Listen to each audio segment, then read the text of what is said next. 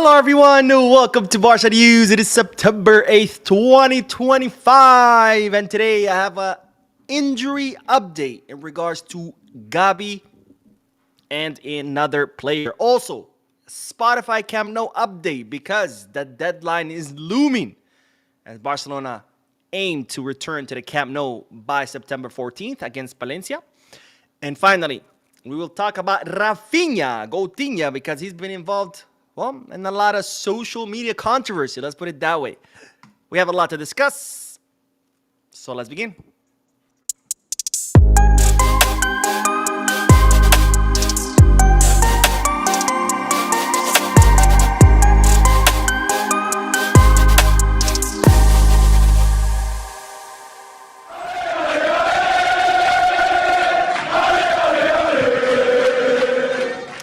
Hello everyone, welcome to the channel. My name is Mo, and this is the Barca News live podcast, which is on every Mondays, Wednesdays, and Fridays, usually at 7:30 p.m. Eastern Standard Time.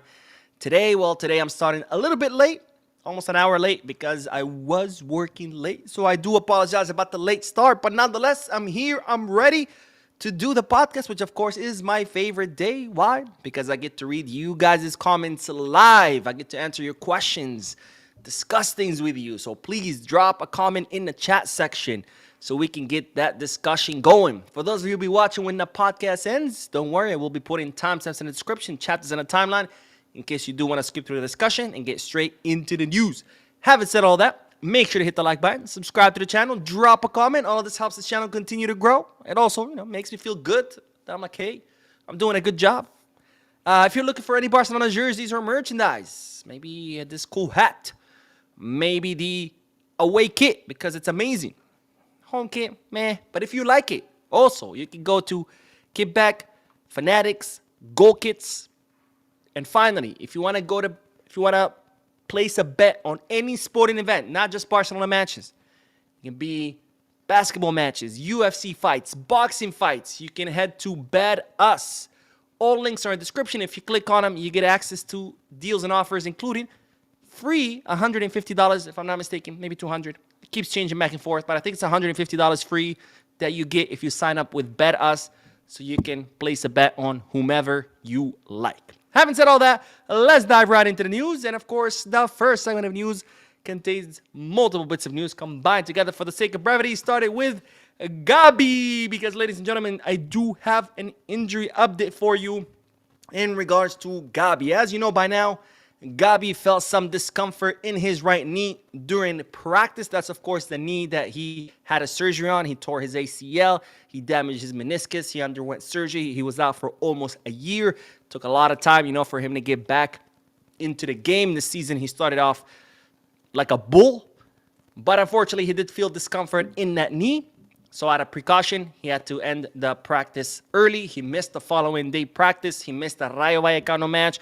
He ended up withdrawing from international duties with Spain. Once the swelling went down, he underwent medical exams, and it revealed that his ACL and meniscus were intact. Of course, great news. But nonetheless, he was still feeling discomfort. Now, he was doing conservative treatment, but since the discomfort was not going away, Barcelona decided to do another medical exam today to try to figure out what the hell is going on. If the ligaments are fine, then why is he still feeling discomfort? Also, they needed to do the medical exams to see whether Gavi would need surgery, right? Because the ligaments might be intact, but there might be maybe scar tissue. There might be something that they'll need to go in and clean it up. Well, today, Gavi underwent medical exams, and after the medical exams, Barcelona have decided that the injury is not as serious. It's not that serious, so therefore, they're going to opt out. They're not going to do surgery. And instead, they're going to do conservative treatment. Now, Gavi is going to undergo 3 weeks of conservative and physical treatment or physical therapy. And they're going to see how he does. If 3 weeks, he's fine, then great. He'll go back to playing, of course, gradually. If not, then they're going to consider an arthroscopy, which is a surgery done minimally invasive surgery. It's done with a camera, so they don't have to open the knee up. They just do, I think it's 3 holes, maybe 2, one hole, the camera goes in. The other holes, the tools go in. And, well, they can see with the camera what they're doing. And with the tools, they do whatever cleanup that needs to be done. It's not, of course, as serious as going in to repair a torn ACL or a damaged meniscus. It's a cleanup surgery, so it wouldn't be as bad. And thus, if Gavi undergoes the arthroscopy, he would only be out for 1 month. Now, of course, a month is still long, but it's much better than, well, 1 year, which is what he had to do when he first got injured. It's what Marc Bernal is going through, almost done. But if he does go and undergo arthroscopy, it would only be 1 month. And again, he's only going to undergo arthroscopy if the pain does not go away after doing these 3 weeks of physical therapy. So Gavi will undergo 3 weeks of physical therapy. If he heals, great, he's back to play. If not, then they'll do the arthroscopy, and that would mean that Gavi will be out for a month. Now, speaking of injuries, I do have bad news. Not super bad news, but somewhat bad news, because Barcelona have confirmed that Frenkie de Jong is injured. And I say not so much, not very, very bad news, because, well, the club have said that his injury is minor. Now, Frenkie de Jong reported to the Dutch national team. He played his first match where they drew 1-1 against Robert Lewandowski's Poland. During that match, he felt tension in his gluteus, in his butt.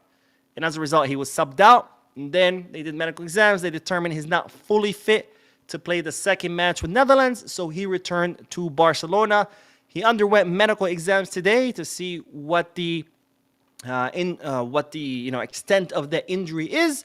And after undergoing medical exams, this is what the club released. They made an official statement on their social media pages stating the player Frenkie de Jong has suffered a slight injury to the external obturator muscle in his right leg. His recovery will determine his availability. So, again, silver lining, minor injury or slight injury. So that's, of course, good news. The bad news is he's injured, of course. That's still bad news. But the silver lining is that it's a slight or a minor injury. So it's not expected that he will be out for too long. He for sure will miss the Valencia match, maybe the Newcastle match, but this is not going to be a lengthy absence for Frenkie de Jong. Now, while Frenkie de Jong will be absent from the field, of course, this will give a great opportunity for Marc Casado to step up because, well, even though it's not confirmed, because with Hansi Flick, you never know his lineups, but most likely it's going to be Marc Casado right next to Pedri in that double pivot. And, I'm actually excited about this. Of course, I do recognize that Frenkie de Jong is better than Marc Casado, skill-wise, but I do like Marc Casado's defensive game better than Frenkie's. And let's not forget, last season, during the best Barca version of Barca, when they played the best, it was Marc Casado alongside Pedri in a double pivot. Again, I'm not saying that Casado is better than Frenkie, but it does coincide with those best matches that we saw, in August, September, October, where Barcelona were just steamrolling everybody. Madrid, Bayern, 7-0 against, was it? What team was it? Rayo Vallecano? No, it wasn't Rayo. It was the purple one. I'm blanking on the name. Anyway, it's irrelevant, but I feel like the best version of Barca was when Casado was on the field. I don't know I'm not saying that was as a result of him or if it was just a coincidence, but nonetheless, we know that Casado can do the job. We know that he can start alongside Pedri.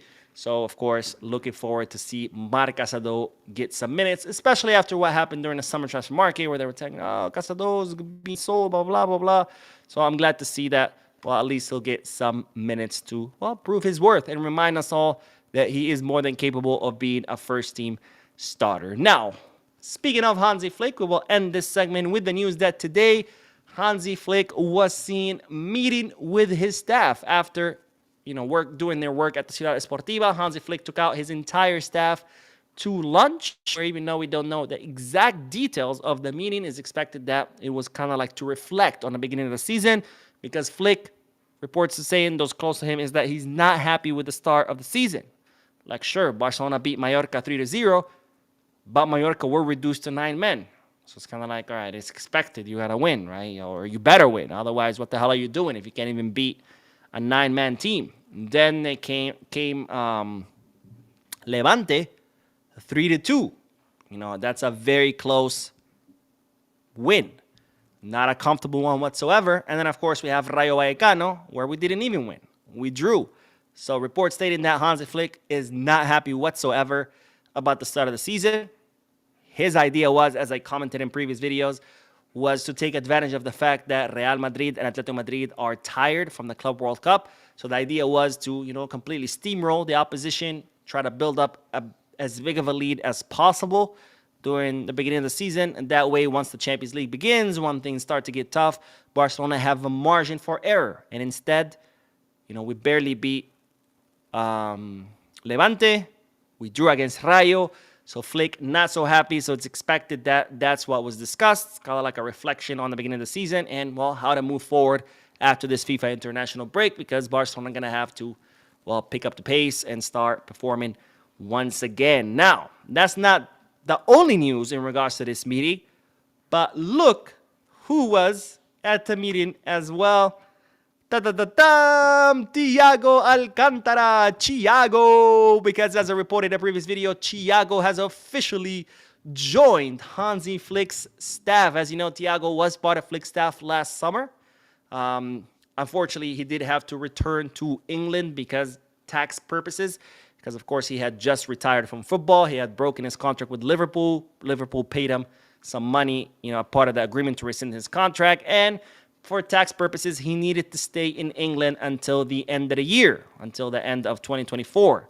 He did. He stayed in England until the end of 2024. It was expected that he would join Flick's staff in the winter transfer market. That never happened. It seemed like Thiago was not going to be coming back. It seemed like he was going to be, there were talks about him maybe coaching lower division teams, but thankfully now Thiago is back. He has signed the contract. He's part of Hansi Flick's staff. I'm very excited for this incorporation. There's plenty of reports and positive reports of the contribution that Thiago had last summer, about how he was the bridge between Flick and the players, because of course he speaks German and he speaks Spanish. So he was kind of like that bridge where he would explain Flick's ideas to the players. Also, he's someone who's very familiar with the club because he is a former Barcelona player. So that also helped helped Flick. And finally, everybody talks about how loved Thiago was amongst the players. He connected on them on a personal level because, of course, he's close to their age. Maybe not the younger ones like Lamine and stuff, but, he's only in his early 30s. Plus, being a football player and a good one like Thiago and a former Barcelona one, that carries some weight. Players look at you different than, let's say, if you're a coach who's never played, right? Because you've gone through what they're going through. You understand what it's like to be a football player, a really good one, because Thiago was an incredible midfielder. It's unfortunate that injuries were not kind to him, but nonetheless, an incredible midfielder, a Barcelona player. So, of course, that carries a different kind of weight. So the players loved him. The staff loved him. Everybody was happy with his work. So I'm very glad that Thiago is back. And, today seen with Hansi Flick as part of his staff. All right, let's do the comment section. And then, of course, we are going to talk about the Camp Nou, because I do have an update in regards to our beautiful, beautiful stadium, our home, our fortress, the Spotify Camp Nou. All right, let's see what everyone is saying in the comment. Prof Comedy says, hello, Mo, Justice Boyer from the Gambia. How far is our injury updates? And we will return to our beloved stadium for the championship league. Well, I already talked about the injury updates, so I don't want to be repetitive as far as that Camp Nou. That is the next segment, so I don't want to get ahead of myself. And Kostadin says, Christensen has more goals than Olmo this season. Yeah, he did score today with Denmark. I guess I forgot to do my little segment where I cover what's going on in the FIFA international break, because today Denmark, can't remember how was it, 3-1, 3-0 against Finland. And, of course, Christensen did score. McCoy says, no, or is it Mo? Do you think Rashford should get more starting opportunities on the left wing? Not just for the sake of getting it, should he get him? Well, it depends how he's performing. If he's doing well in the practice and Hansi Flick likes what he sees and Hansi Flick believes that Rashford should be getting more minutes, then yes, absolutely. But just for the sake of it, no. I think whoever is performing best is the one who should be getting minutes, not just like, hey, you look like you need more minutes. Fuck it. Not like that. Lucius says, hello, Mo. I missed the way you say Joao. Joao. Is that how I said Joao? I already forgot how I said Joao. Damn it. Some people, it used to piss off some people. It's fucking, it was hilarious because it's funny how some people just get mad about like the dumbest things. Like if you're getting mad about some random guy on YouTube that you've never met, on how he says the name of a football player that you've never met, oof, I wish I'd had those problems. You know what I mean? I'm usually getting mad about, things at work and figuring out how to solve problems for others. But how a stranger says the name of another stranger on YouTube, definitely not a thing I would be getting mad about. Del Davis says, "Hey Mo, that for always. I think you meant to say thanks for always keeping up updates, Pizca Barça. In that case, you're welcome, my friend, and thank you for watching and for your comment." And Paul Diaz says, "Did Lamine find his passport?" I imagine that he did. If you guys don't know what Paul is talking about, there was footage that some Turkish journalist caught of Lamine. Apparently, he lost his passport. As you know, Spain was in Turkey. They played in Turkey against Turkey, obviously. They won 0-6. And then after the game, obviously, that the team was, leaving to the airport to fly back. And maybe actually I'll look it up here. We got to share this because it's kind of funny. Of course, I didn't make a segment out of it because he lost his passport. It's not a big deal. I'm sure he found it otherwise. And even if he didn't, I'm sure he'll be able to fly back without it. I'm sure I don't think he needs to, prove himself who he is. I'm sure customs will be like, I think we know who you are, and then eventually just process a new passport, But I want to share the video with you. He was caught he's all mad, where the hell is my passport? And he's looking for it. Let's see. Try to find it on Twitter so I can share it with you guys, or X, or whatever the hell is the platform. I'm still gonna call it Twitter. The whole X thing it's a pretty dumb name. And I'm also gonna show you, by the way, a meme that is absolutely hilarious that came as a result of this incident. But here, Lamine Yamal. So this is Lamine Yamal. As you can see, he's in the bus with the players. They're about to leave the stadium or their hotel to go to the airport. There's Dani Olmo. There's Pau Cubarsí. Here's Lamine.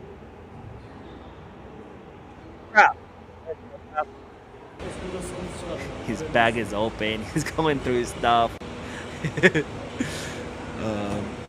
It's kind of funny, but it's also not funny because I've never lost my passport, thank God. But I've been in those situations where I've lost my ID. And shit, you're looking everywhere. You're pretty much tearing your house apart, just trying to find it. And this is even more serious because you're in a foreign country. You need your ID.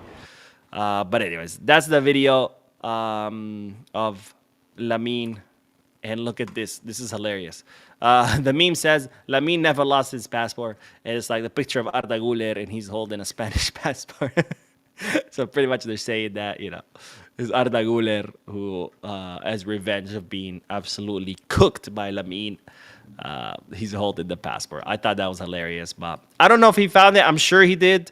And again, even if he doesn't, I'm sure the Spanish national team will find a way to get Lamine back into the country, even if he doesn't have his passport. Because, when you're a star like Lamine or other players, doors just open for you. It's not like us regular folks. These people it's a different world. Let's put it that way. It's a different world when you're a player like Lamine or any other star. Anyways, let's get back to the news because we do have to talk about our Spotify Camp Nou, our home, our fortress. Wait, let me hide this. There we go. Because, ladies and gentlemen, Barcelona were scheduled to announce today on whether they were going to be playing at the Camp Nou, the Valencia match on September 14th, or, of course, the backup, which is Estadi Johan Cruyff, where the Barcelona Femení and the Barça Athletic play. Now, the goal is, of course, to return to the Camp Nou by September 14th against Valencia and play the rest of the season there, both the Champions League, La Liga, and any other competition like the Copa del Rey. But, of course, Barcelona still don't have the permit from the city to operate the stadium. Now, Barcelona were planning to use the full two rings once they returned to the Camp Nou. They realized that was impossible. That was not going to happen. So instead, they reached an agreement with the city where instead of the city giving them a permit to operate the full two rings, they reached an agreement where the city would allow Barcelona to return in phases. Again, this is just a favor that the city was doing the club. And the phases, of course, would be phase 1A, where only 27,000 people would be allowed into the stadium.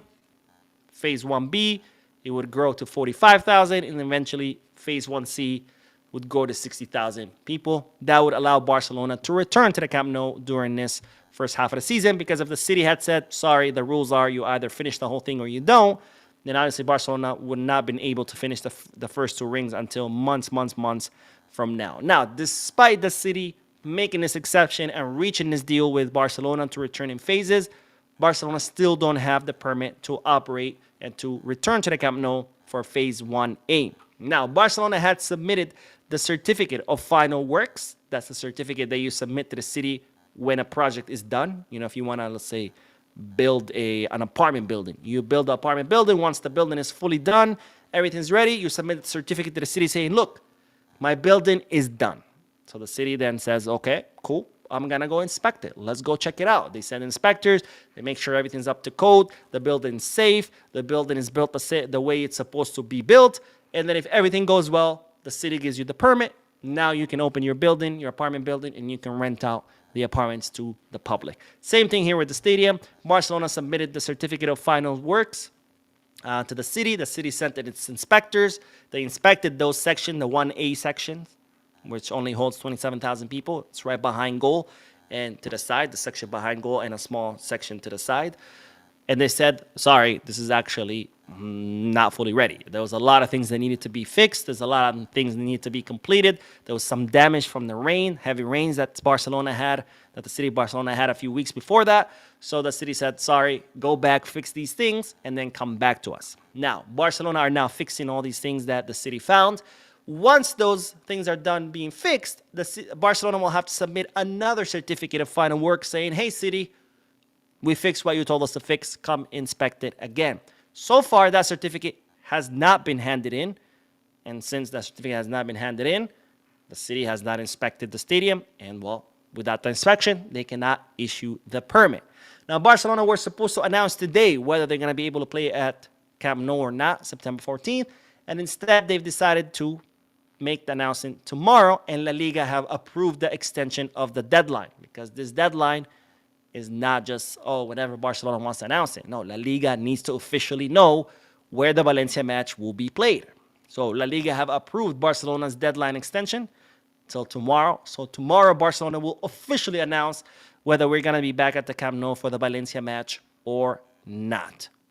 Now, given that it's 8:48 p.m. here in New York, that means it's 4:48 a.m. in Barcelona. I highly doubt that somehow Barcelona going to be able to complete the work, submit the certificate, get inspected, and get the permit by tomorrow. It's just impossible. So it's looking like, well, September 14th against Valencia will most likely be played against the Estadi Johan Cruyff, which is, again, the stadium where Barca Athletic and Barca Femení play. Now, I do like that stadium. I've been to that stadium. Beautiful stadium. Very modern. It was only built a few years ago, but of course, it only houses 6,000 people. It's below the requirements for La Liga. La Liga requires a minimum of 8,000 people capacity. This only holds 6,000. But of course, Barcelona went to La Liga and said, look, we have a problem. We don't have a stadium for the Valencia match. The Camp Nou is not ready. We've secured the Olympic Stadium until February as a backup. But the Olympic Stadium is also not going to be available for the Valencia match, because 2 days before that, there's a concert. There's a Post Malone concert on September 12th. That's not enough time to get the pitch ready. So if the Camp Nou is not ready and the Olympic Stadium is not ready, where do we play? So Barcelona said, how about La Liga? You make an exception and let us play at the Estadio Johan Cruyff, but only for the Valencia match. La Liga sent the inspectors, said, okay, this doesn't really meet our capacity minimum requirement, but sure, you have an emergency. I understand. Your stadium might not be ready. Your backup stadium not available. Okay. But you need to install more VAR cameras because the Estadio Johan Cruyff has what they called a mini VAR. It's a VAR system that is not as sophisticated as the one used in First Division. That's what the Women's League use. And La Liga said, okay, we'll make the exception. We'll allow you to play there against Valencia, but you're going to have to upgrade the VAR for that match. So Barcelona are currently doing that work. They're changing the things that La Liga told them they need to change. And once they're done, La Liga will send inspectors again, make sure everything's been done. VAR has been updated. I'm sure maybe some security measures here and there, whatever they told Barcelona need to do. And then if Barcelona do everything that La Liga had asked them to and La Liga inspectors can verify it, then they'll get the final green light to play at the Estadio Johan Cruyff, which again, that's what it's looking like. Now, if the stadium, Camp Nou, is still not ready by after the Valencia match, most likely Barcelona are going to have to go back to the Olympic Stadium because I don't see La Liga doing this exception again. Because again, Estadio Johan Cruyff is not a First Division stadium. It does not meet the requirements. This is only an exception that La Liga is doing. For people who always say, oh, La Liga is just out to screw Barcelona. Sure, sometimes it's true, but that's not always the case. And here, La Liga is helping us. I don't see them doing it again because, again, they're bending their own rules to help us out. So if the Camp Nou is still not ready after the Valencia match, we're most likely going to have to play that at the Olympic Stadium. But if we start the Champions League at the Olympic Stadium and Barcelona are not going to operate two stadiums at the same time, so we're talking about staying at the Olympic Stadium until February of next year. That's the Camp Nou update. We'll know officially tomorrow whether we're going to be playing at the Camp Nou or at the Estadio Johan Cruyff for the Valencia match on September 14th. And of course, I will be here to tell you what the final verdict is. So if you haven't subscribed yet, make sure you do. If you haven't hit the bell button, make sure you do so you can get a notification every time a video goes up. And well, there's always videos every single day because the news doesn't stop, and neither do I. All right, let's see. Landry says, I've always insisted that Christensen is our best defender. We just do not know how to keep him out of the hospital. Well, he cannot be our best defender if he cannot stay outside the hospital, right?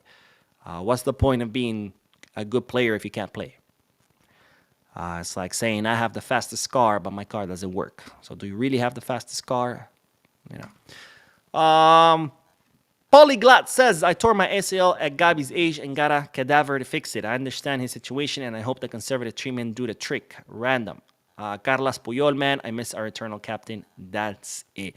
Well, I'm sorry to hear that you had to go through that. I thankfully have never had to go through that, but I've had friends who torn ACLs, and I know I've seen them suffer, how painful it is. You know, before the surgery, after the surgery, during recovery, you know, it's not an easy thing to go through. It's painful. The recovery road is long. So I'm sorry you had to go through that, but I'm happy that you were able to fix it. You know, some people can't. Unfortunately, you know, I have a friend who tore his ACL almost 2 years ago. He has yet to undergo surgery, not because he loves having a torn ACL, but, you know, unfortunately doesn't have health insurance. And, well, for those of you who don't live in the U.S., healthcare here is an absolute nightmare. If you get injured, if you get hurt without health insurance, good luck to you. People go bankrupt just from getting sick. And, you know, that's the case for him, right? He simply cannot pay for the surgery out of pocket. I think it's like $15,000. Insane. Or it might be even $20,000. I can't remember, but it's up there. He obviously cannot afford that. He doesn't have a health insurance, so he's been walking around for 2 years with a torn ACL. I mean, it's crazy. It's crazy. And we're supposed to be living in, you know, the greatest country on earth, the most modern, the most developed, you know, the number one. And, you know, you can't even get something as simple as a arthroscopy because our healthcare system is just so broken. But anyways, I don't want to turn this into a political rant. Let's see. Landry says, De Jong brings more balance, but Casado is more defensive and more attack-minded, has a lot of assists. Yeah, I like how defensive Casado is. I even like his passes, even though he doesn't do a lot of them. But we've seen some killer passes from Casado from the back that break the opponent's lines. And again, he's just a different profile than De Jong, and even though De Jong might be more talented, I mean, Casado's still a great option. It's not like we're downgrading. It's not like we're going from Frenkie De Jong to, I don't know, Oriol Romeo, right? It's still a good option, and it'll be nice to see Casado get some minutes. Edward says, come on, Mo. The Rayo game was 4 missed chances away from a win. Rafa ignored a third runner coming late into the box. Danny overran a cross, but another ball of the bar. Rashi played into space. And I mean, it could have been a million missed chances. You don't win based on how many missed chances you have. You win based on goals. And the fact is we drew. The fact is we dropped points. And the fact is Flick was mad about that. I mean, saying, oh, we had 4 missed ones, 20 missed ones, 100 missed ones. Who cares? You can't live off ifs and maybes, I almost was a billionaire, but I'm not. It's like, what are we even debating here? Carlos says, with all these injuries we are having, I'm glad we didn't sell any other players. that really tried, and I'm glad players stood their ground. Amen, my friend. Amen. You need a deep bench. We have so many competitions, so many matches, so many international breaks. FIFA, we just had one, and we have another one in October. We need our players to rotate, to rest. Injuries happen. It's part of the game. There's no way to avoid them. So I'm glad we have, the players that we have. They can cover, and not only cover, but can do a good job. Like Frenkie De Jong, obviously very important midfielder. He's injured. No big deal. We have Casado, right? We have Gavi. Right now he's injured, but, also great option to replace. Oh, Dani Olmo's injured. No worries. We have Fermin. We have a lot of options for a lot of the positions, and that's very good. That's important. That's very necessary to win trophies. Abhishek Pai says, Mo, love your content, bro. Can Marc Bernal play in the next match? Technically, by the Valencia match, it's going to be a full year since his surgery, and that's as long as Barcelona wanted to wait, even though Marc Bernal did get the green light from the doctors to play already. The staff want to be cautious, so they decided to implement the rule of having to wait a full year from surgery. So for the Valencia match, he will technically be available. Is he going to play? Probably not. And if he does, maybe a few minutes, but that's it. Because, of course, not only is he going to be available to play, not only does Barcelona want to wait the full year, even once he's ready, they want to ease him into it. You can't have someone who's just had such a terrible injury and serious surgery and such a long road to recovery and just be like, all right, cool, you're back, 90 minutes, let's go. Technically, he will be available for the Valencia match. We'll see if he gets minutes. And again, if he does, it's probably going to be very little. Don't expect Marc Bernal to be starting matches anytime soon. I'm sure he'll start getting a little bit more and more, kind of like what Gavi, right? Gavi was available by the beginning of last season, and we didn't really start seeing him get a lot of minutes until, maybe the second half of the season.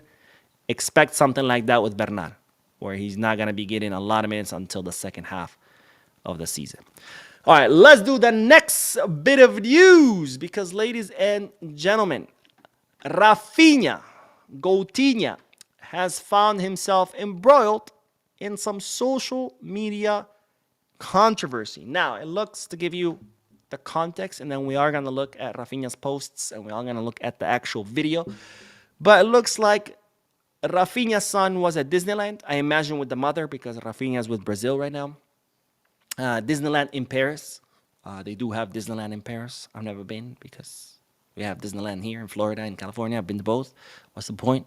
But anyways, Raphinha's son was at Disneyland Paris, and he's being held by someone. I don't know if it's a relative, a friend, and they're kind of like trying to get the attention of this chipmunk. I think it's Alvin the chipmunk.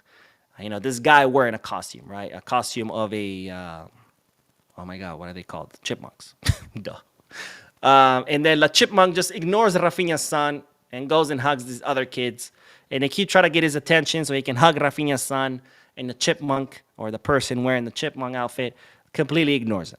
So Raphinha has gone on social media and just blasted Disneyland Paris, claiming that, well, they were being racist, that the chipmunk was hugging all the white kids, and they ignored his kid because, well, he's not white.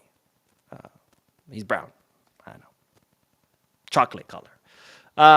So let's look at the post that Raphinha put on his Instagram, because when I'm telling you he went off, I mean, he went off. Now, these are the posts from his Instagram story. He said, "Your employers are a disgrace. You shouldn't treat people like that, especially a child. You're supposed to make children happy, not snub a child.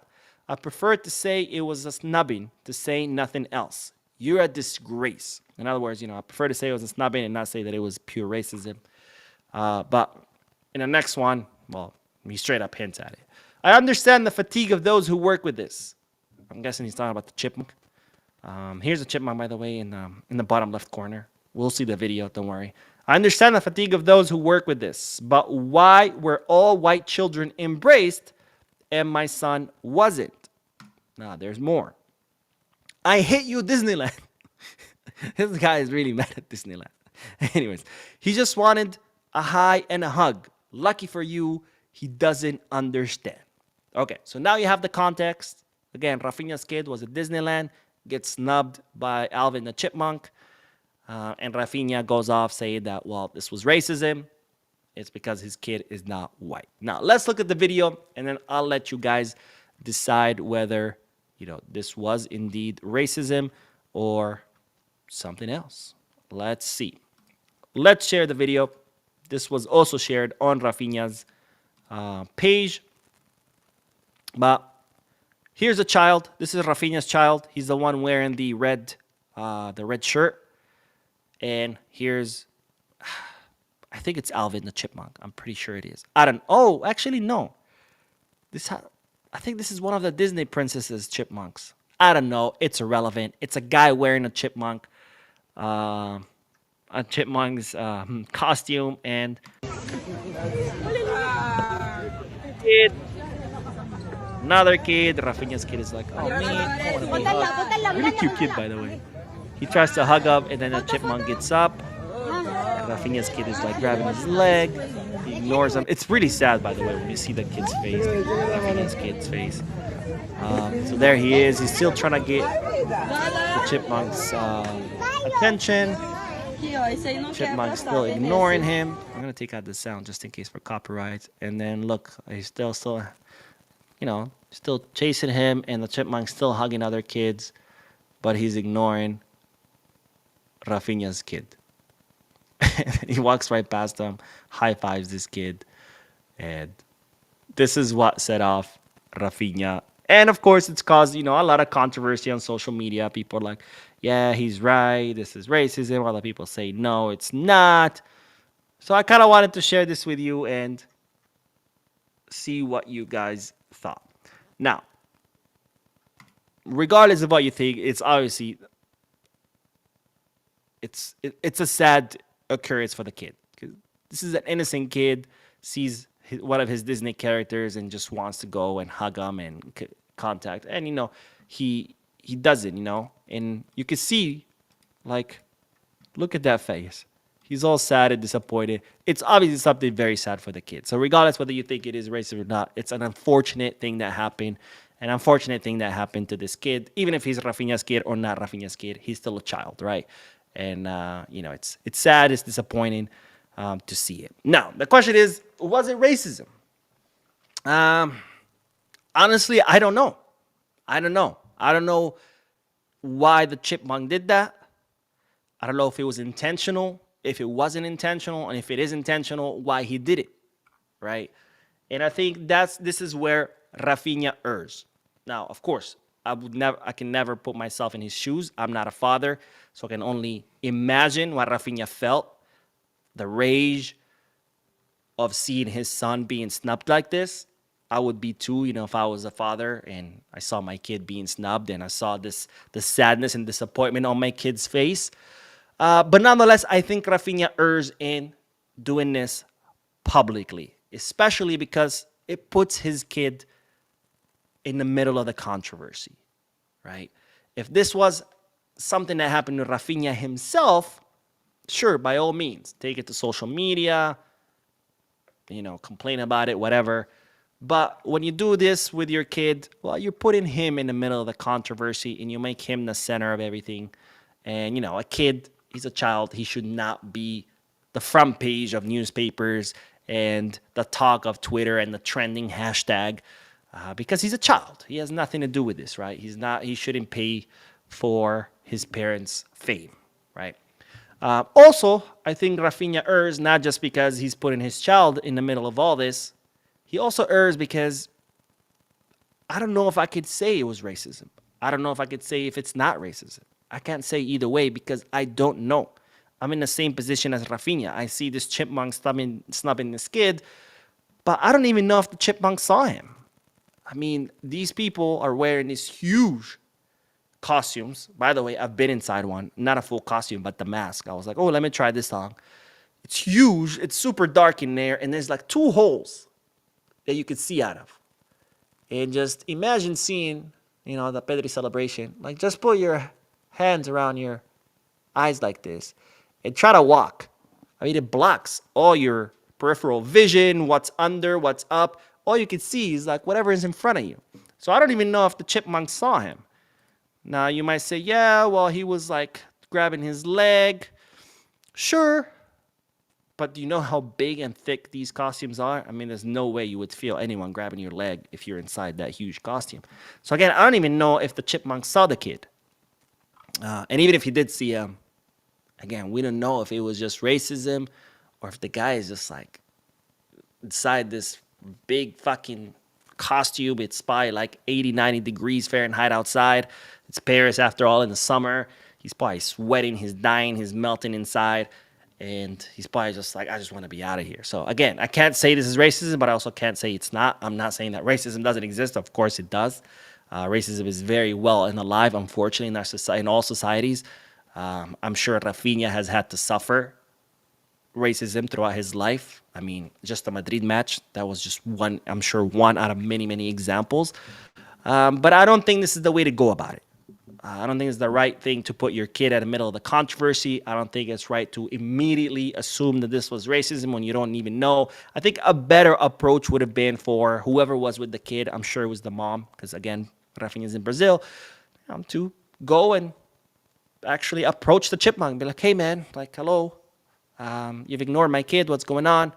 And then if the chipmunk still ignores the kid and says something bad or whatever, take it up to management. Hey management, look, this guy ignored my kid. I caught his attention. He still ignored my kid. Like, what's going on here? That would have been a better way than just to go off on Instagram and just blast Disneyland and accuse him of racism. I don't know. That's my take. I want to hear you guys' thoughts. Do you think this is racism? Yes or no? Do you think Raphinha acted accordingly? Yes or no? I'm just curious. Let me know in the chat section or in the comment section if you're watching this while it ends. Now, the other thing I want to talk about, Coutinho, is also involves a social media, but not so much something Raphinha did, but the whole controversy that has arose since he got being called up to Brazil. Now, as you know, the new coach for Brazil is Ancelotti. Ancelotti called up Raphinha to the FIFA international break, but he did not call up Vinicius or Rodrigo. And that has sparked this huge debate on Ancelotti is trying to help Real Madrid by calling up Raphinha and resting Vinicius and Rodrigo. And the crazy thing about that, I mean, I think it's the dumbest fucking argument I could have come across of. Now, maybe not the dumbest. There's a lot of dumb shit out there. But not only is it an incredibly dumb argument, the fact that it spread like wildfire is what concerns me, because look, there's always going to be dumb people saying dumb things, but when you see so many of them, that's when it becomes a concern. Because you're telling me Ancelotti, someone who has no relations to Madrid, okay, sure, he coached them, but he also coached many teams, is going to Brazil, which is, by the way, one hell of a job for any coach that wants to coach an international squad. I mean, to coach Brazil, that's a pretty amazing job. But he's got all the way to Brazil, and as the coach of Brazil, one of the biggest international squads in football, is thinking about how he can help Real Madrid and screw Barcelona? Do you seriously think that? Because if you do, my God, we're in trouble. Now, Ancelotti, or maybe, by the way, when people say this, they don't realize that they're actually insulting Raphinha. Because maybe, I know, crazy thought, maybe Ancelotti called up Raphinha because he's the best performing Brazilian right now. Ever thought about that? Because when you say Ancelotti called up Raphinha only to screw with Barcelona, you're actually spitting in the face of Raphinha and the amazing season that he had last season. Because, it's not about how good he is. It's not about his performance. No. It's Ancelotti trying to screw Barcelona all the way from Brazil. That makes sense, right? And maybe Ancelotti did not call up Vinicius and Rodrigo because Rodrigo has played 5 minutes all of last season and Vinicius has played like absolute shit. Wouldn't that make a lot more sense that Ancelotti, as the coach of Brazil, wants to call up the best players because he wants to win, because he needs to win? Because if you don't win with Brazil, your heads roll and he will be axed. And you're telling me Ancelotti is thinking about screwing Barcelona and not about the fact that Raphinha has performed better than Vinicius and Rodrigo combined? Have you ever thought about that? Or are we just going to always play the victim's card? This complex of we're always victims. Everybody's out to get us. La Liga's out to get us. The Royal Spanish Football Federation is out to get us. The CTA is out to get us. And now Ancelotti, all the way from Brazil, coaching a whole different team internationally, by the way, not even a whole different club, international football. And he's also out to get us. I mean, my God. We always talk about how Real Madrid become professional crybabies with all the refereeing crying, with Real Madrid TV. But at the same time, we're literally doing the same exact thing. Crying about every fucking thing. And my God, when are we going to take pride of being Barcelona fans rather than being crybaby fans complaining about how everybody's just out to harm us? How about we give credit to Raphinha and the amazing season that he had and how he's outperformed both Vinicius and Rodrigo combined, and that's why he's earned the call-up, versus blaming it on Ancelotti saying he's trying to screw us. Like, let's get a grip, people. Do you even enjoy always being the victim? Like, that's a legit question. Do you enjoy always thinking you're being persecuted every single moment of the day? Because I sure don't. And if you do, then maybe you should talk to someone. Because it's getting out of hand. Not everybody's trying to get us. Not everything is a conspiracy. Not everybody is trying to destroy Barcelona. Certainly not Ancelotti all the way from Brazil. Let's get a grip, people. Let's get a grip. Let's stop having this victim mentality, crying and bitching about everything. Let's get a grip. Let's be Pride fans, not crybaby fans who think everybody is just trying to screw with us. Anyways, let's get back to the comment section, and then we are going to talk about the honorary president of Bayern Munich, who has, hit up Barcelona, making some comments about Barcelona. And of course, that too has sparked outrage. Because these days, that's people's favorite hobby, to be outraged. Carlos says, oh, no, wait, that's already read this. Let me see. Miguel says, Hansi Flick should give Dro some minutes. I'm sure he'll get some minutes. I have no doubts about that.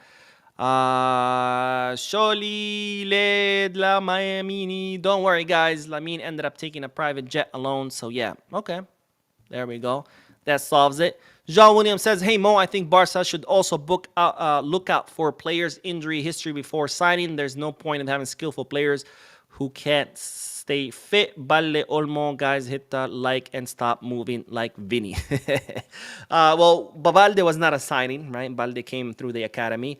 But yes, Olmo, we damn well knew that he was injury prone. And yet we still sign him. Again, It's a signing that till this day does not make sense to me. This is not a snub at the player. I can't. I say this a million times, and people still like, "Mom, what are you talking about? Almost good." I'm not saying that he's not. Almost incredibly talented. He's a great player. He's amazing in tight spaces. We've seen what he can do, but it's still a signing that doesn't make sense to me because we had so many players in that position. We were broke. We had no financial fair play, and we knew that he was injury prone. And this position, we signed him.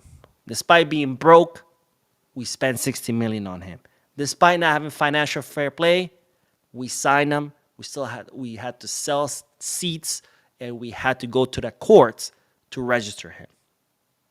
And despite knowing that he's injury prone, we still signed him, and he has been injured so many times. So this is what I'm talking about when I say this signing did not make sense to me. And again, it's not about the player's skills. Yes, he is skillful. Nobody is denying that. But Edward Hamilton says, Mo, what do you think of Lowy up top? Yamal on the right, Raphinha on the left, and Rashi in the middle. If he can play behind Louis, you know how much I love Olmo, but I'm so used to Raphinha on the left. Well, Rashford, that's not really a position that he plays in. He plays mostly on the left or as a center forward. So it would make more sense that Rashford on the left with Raphinha through the middle. And you might say, well, we tried that and didn't work. Sure, we tried that one half, 45 minutes. Doesn't mean it doesn't work. Don't forget, Raphinha actually plays as a number 10 with Brazil. So that would make more sense to me. Edwin K says, can't express how happy I am that Thiago joined the team, a huge support to the club. I 100% agree with you because, yes, Thiago was a great addition to Flick's team last summer, and he was only there for a few weeks. And players were so happy with him. The staff were so happy with him. And again, he was only there for a few weeks. So can you imagine now that he's actually going to be throughout the whole season, or at least I hope he will be throughout the whole season.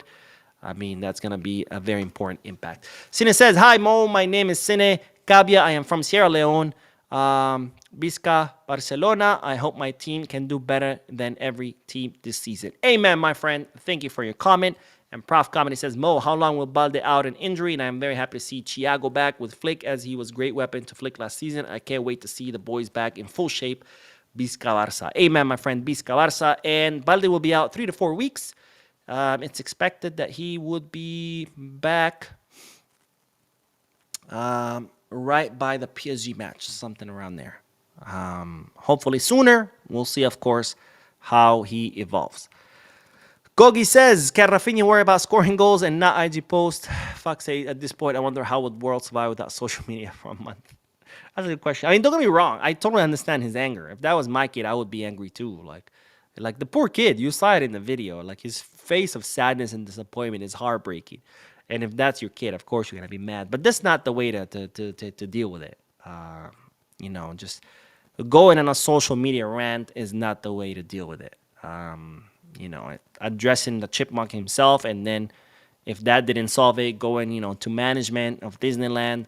That would have been a much better approach than throwing your kid into the middle of a controversy and just going off on Instagram, Carlos says Raphinha's about to go crazy on PSG. Thanks, Disney. Yeah, hopefully he could use that as fuel and just absolutely blast them. By the way, they're going to be without Dembele and most likely Doué. Now, I would have preferred the two of them play. And I know, yeah, it sounds crazy, Mo. Wouldn't you want, them without their two strongest players? Yeah, but like I always say, football is entertainment, and at the end of the day, I want to be able to see, or I want to see the best match possible, right? And I want to see Barcelona with all their starting 11 healthy. I want to see PSG with all their starting 11 healthy.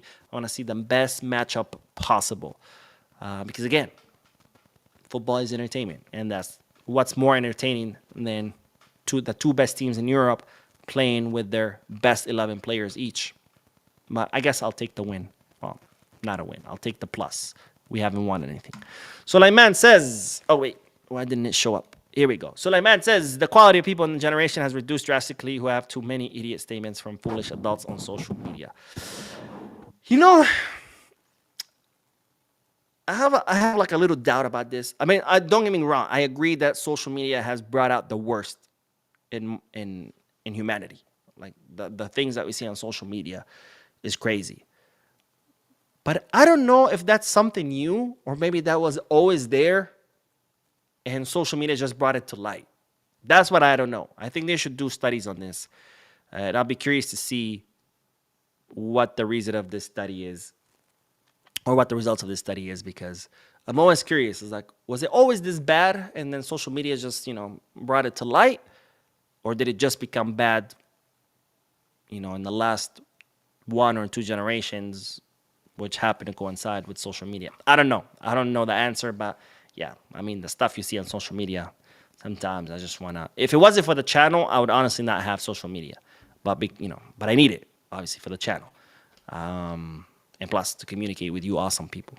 So, but if it wasn't for that, I don't think I would bother with social media. But anyways, let's do the last bit of news because, ladies and gentlemen, the honorary president of Bayern Munich, Uli Hoeneß, he is down with the Hoeneß, down with the force of the host. So much so that he has been dubbed Hoeneß, Uli Hoeneß. What a guy. I love it already. Has made some statements about Barcelona. Well, he mentioned Barcelona, which of course has made some people upset. Now, this is what Uli Hoeneß, by the way, it is spelled H-O-E, Hoeneß, N-E-S-S. I'm not kidding. I mean, this guy's last name is amazing. This guy loves hoes so much. He just changed his last name to Hoeneß. Says he, talking about Bayern sporting director Max Eberl. Max Eberl, would have wanted to buy a player, but we know what we have in the box. Talking about the treasury box. That is as important as sporting success. There's the example of Barcelona. If you shop, buy. Suddenly you have 1,200 million debt. Goodbye. Very good. As in like, bye-bye, now you're screwed. The translation is a little rough, but, fortunately I don't speak German. So, Max Eberl saying that, well, just as important as it is to be successful sporty-wise, to win matches and trophies, you also got to know what's in your coffers, what's in your treasury, what's in your bank account. Because if you don't, and you just buy, well, you end up like Barcelona with 1,200 million in debt, or 1.2 billion. Some estimates have it at 1.5 billion. And of course, this caused some backlash on social media. People are like, who the hell does this guy think he is? Why is he talking about Barcelona? Blah, blah, blah. And look, there are times to be outraged about people talking about our club. But I don't think this is one of them, because I don't think he's doing it with ill intention. I think he's using Barcelona as an example, because guess what? We are an example of a club that is mismanaged, a big club. There's plenty of smaller clubs that get mismanaged, but I'm talking about a club as big as Barcelona, because it's much more tough to mismanage, or much easier to mismanage a smaller club because the budgets are so small. The profit margins are so small. It's a lot easier to screw that up than to screw a club like Barcelona, who's one of the biggest brands in sports, a money-making machine. To be able to ruin that, it takes some skill on how to be bad. But anyways, and the reason I also say that, regardless of the intention of the great Uli Hoeneß, I love that last name. Regardless of his intention, I don't think this is something to be outraged about because, well, he's right. He's right. He's making a very important point. And it's like, it's not just about winning trophies and winning on the field. You also have to be able to manage the club. And this kind of connects with the point that I always say when people ask me, do you think Laporta will win again? And I say yes, because unfortunately, as we've seen with the Sochis, as long as the team is doing great, they don't care who's president. And they should care, because who runs the club is just, and the success that person has is just as important as the success the team has. Because let's not forget, Bartomeu was re-elected for one reason and one reason only, and that's because Luis Enrique won a treble with the MSN. So of course the socios were like, "Oh, we're winning trophies, we're killing it, we just won a treble. Re-elect Bartomeu." And Bartomeu was, by then he was already mismanaging the club, like this, and it was not a secret. It's not like, oh, I had no idea. No, you knew, but you didn't care because the team was winning. And well, as Uli Hones, the Holy Hones, says, sports success is just as important as knowing what's in your coffers. In other words, as managing the club the right way, because you can't just blow the club's money and then be like, well, we're winning. Okay, yeah, great. But then look at what happened. Sure, we won a treble back in 2015, and then we went through an incredibly dark years where we couldn't sign anything better than Braithwaite, where we weren't winning anything because, well, we couldn't sign anything better than Braithwaite, and where we were on the verge of collapse or the verge of bankruptcy, or the verge of the club ceasing to exist. So, sport success is important, but just as important is managing the club the right way. And this is why I'm always very critical of Laporta and his board, not because I have something against Laporta, but because I don't want to see a repeat of what happened with Bartomeu. So even if it wasn't Laporta, I would be very critical of whoever comes next, because it's very important to manage the club as well as we manage the team. Because when a team is not doing well, people are criticizing easily. Oh, hey, look, what is this coach doing? What is this player doing? What the hell is going on? We're not winning. But yet, when we criticize the board, all of a sudden, Mo, you're a hater, Mo. And it's like, why? Why are you so offended when I criticize the board, but it's okay when we criticize the team? Is it because you believe that the team's success is more important than managing the club? Because it's not. The two of them are equally important. Because it doesn't matter how successful you are, if you have someone running the club into the ground, your Champions League trophies are not going to save you. Your La Liga trophies are not going to save you, as we've learned. You know, it shouldn't have been a lesson that we had to learn. It's a pretty common sense, but yet we learned it. Or at least seems like a lot of people didn't, because they still prioritize the team's success and get offended at the slightest criticism aimed at the board. Now, some people want to blame the pandemic, saying, "Oh, well, it was COVID." It was not COVID. COVID exposed how badly the club was ran, but it was not COVID. The fact is that under Bartomeu, Barcelona were spending a lot of money, almost all the money that they made, sometimes more, so they would have to borrow to make up the difference. So when COVID came and the income got slashed, the expenses weren't, because you can't just slash expenses overnight. So then the club had to borrow a lot more money to survive than other clubs. Because let's not forget, COVID affected everybody, not just Barca. And when people say, well, why didn't Real Madrid end up in the same position as us? And it's not because it's some conspiracy that La Liga, helping Real Madrid. It's because Real Madrid was not spending the crazy amounts that we were spending. So when they got hit by COVID the same way we did, they didn't have to borrow as much money as we did because their expenses were much, much lower. And to put this into context, and we'll use small numbers to make it a little bit more clear, imagine you make $100 a month, but you spend $100 a month, right? Because you're renting a luxury apartment, big, beautiful apartment with big windows in a high rise in downtown of the city. You're driving a brand new Mercedes Benz. So yeah, you're making $100, but you're also spending the full $100. And all of a sudden, you're unemployed. So now you're making $0, but your expenses are still $100 because you can't get rid of your apartment overnight. You can't break your lease. You can't get rid of your car overnight. So your expenses are still $100, but you're making $0. So now you have to borrow $100 every month. So after the first month, you owe $100. After the second month, $200. Then $300, then $400, then $500. And at the end of the year, after a year, now you owe $1,200. Now you have a friend, works the same job as you, also makes $100. But he spends $10 because he's not living in a big luxury apartment in a shiny high rise. He's living in a normal apartment, 1 bedroom. Maybe he has a roommate in a 2 bedroom, shares rent. doesn't drive a brand new Benz, instead drives a nice Toyota Corolla. So his expenses are $10. Now he loses his job. He's making zero now. His expenses are 10. He only has to borrow 10. So after a month, he owes 10. After 2 months, it's 20, then 30. And after a full year, he owes $120, but you owe $1,200. And yet both of you had the same job, were making the same amount of money, were out of work for the same amount of time, had to borrow money to pay your expenses, but you owe $1,200, he owes $120. Why? Because he was not blowing his money like crazy like you were. And that's exactly what happened with Barcelona and Real Madrid.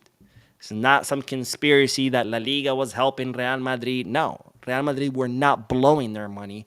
So when their expenses got slashed when their revenue got slashed by COVID, they didn't have to borrow as much money to pay for their expenses. Barcelona did. They had to borrow a lot of money to pay for their expenses because when Barcelona's revenue got slashed by COVID, their expenses remained high because Bartomeu was just spending the club's money left and right. So I think instead of getting mad at the great father of Jones, Uli Jones, I think we should heed his words and realize that having the proper management of the club is just as important as winning on the field. And being critical of that board is just as important as when we are critical of the team. Because when we lose, when we draw, you're so happy to criticize the team. But God forbid we say something bad about Laporta. God forbid we drop points. But hey, Laporta wasting the club's money, that's fine. Shh, you're crazy. You're just a hater, Mo. Anyways, let's get back to the comment section, and then we will end the podcast because there's no more news. No more news videos either. Slow news day. But nonetheless, always a pleasure to be here with all of you wonderful people. And Sanjog with the donation says, watching this from the gym because my dog was just me today, but man, Lamine needs to finish those chances. Well, I'm glad you're at the gym, my friend. Being healthy, working out is very important.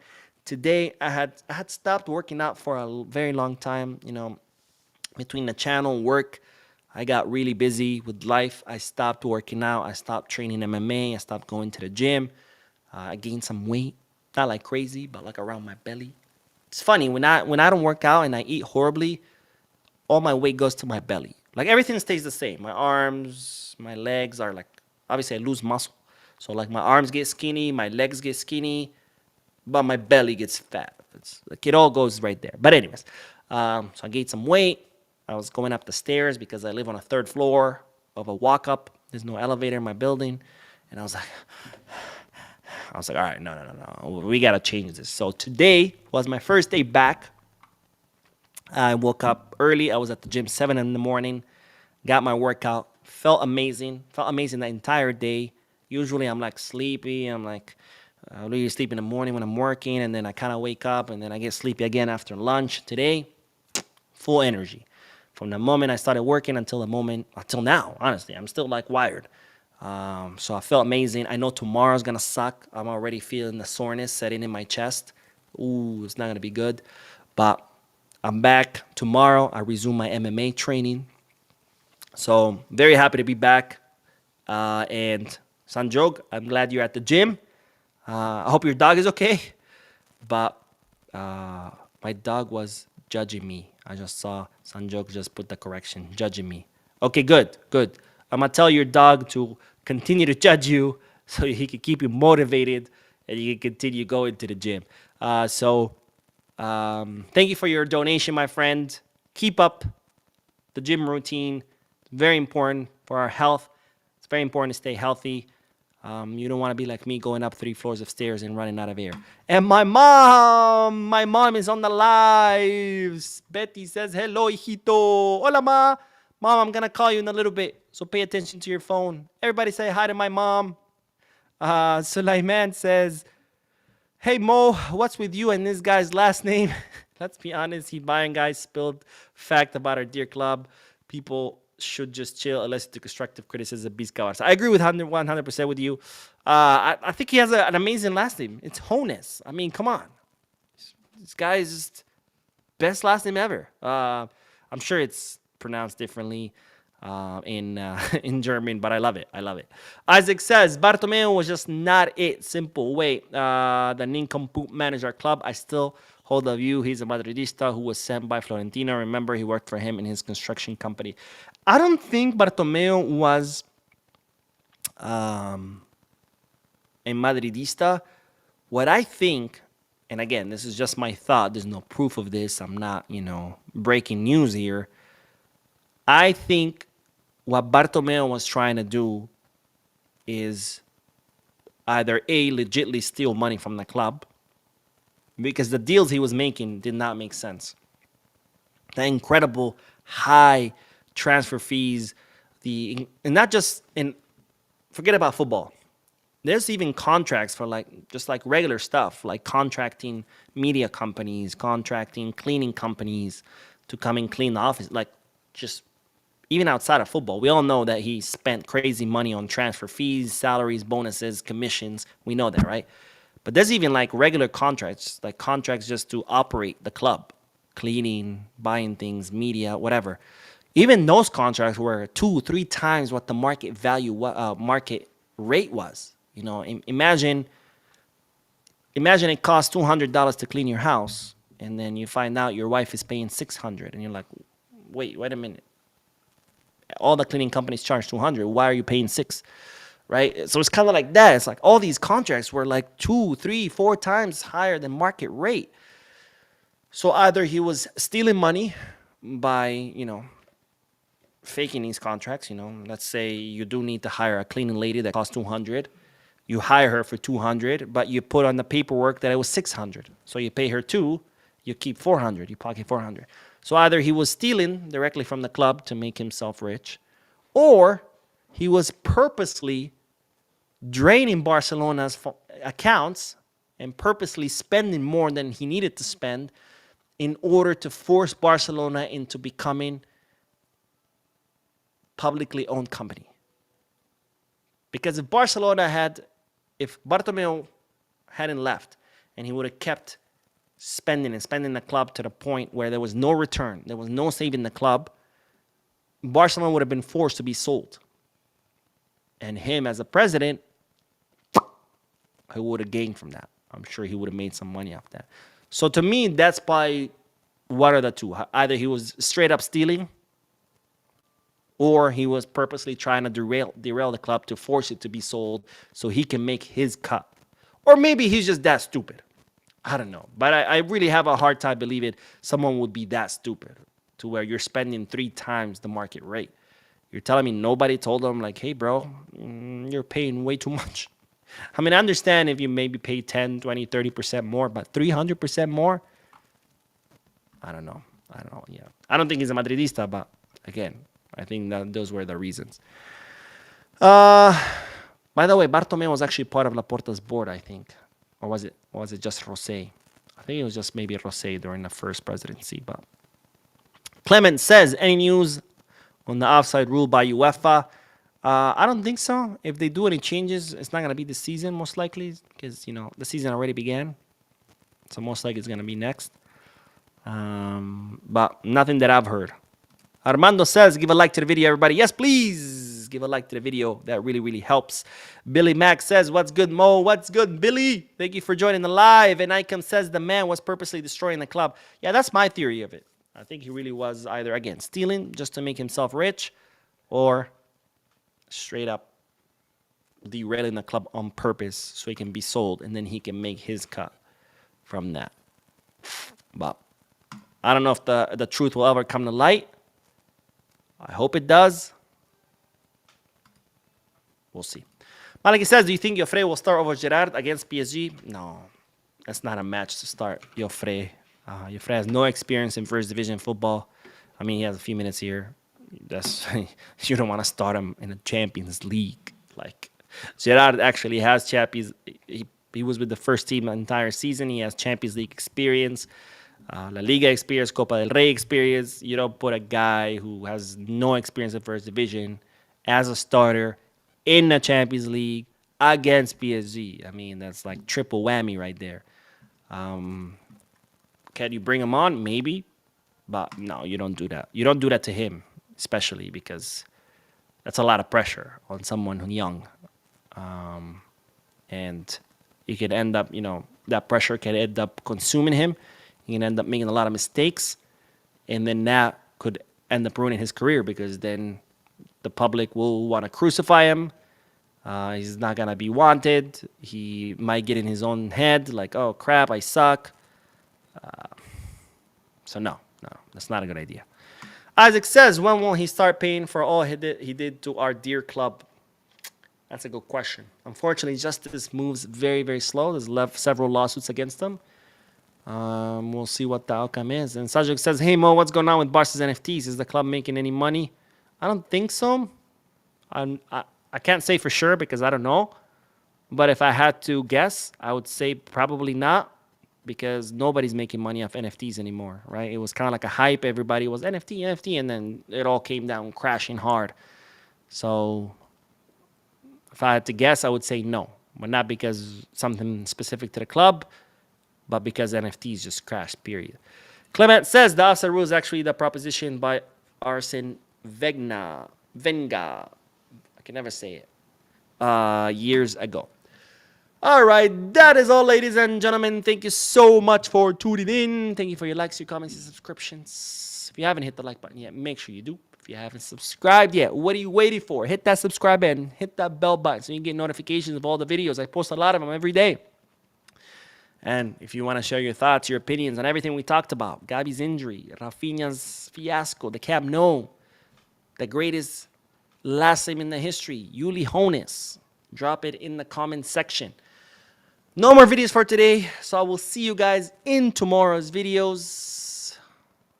And as always, now and forever, Visca Barça.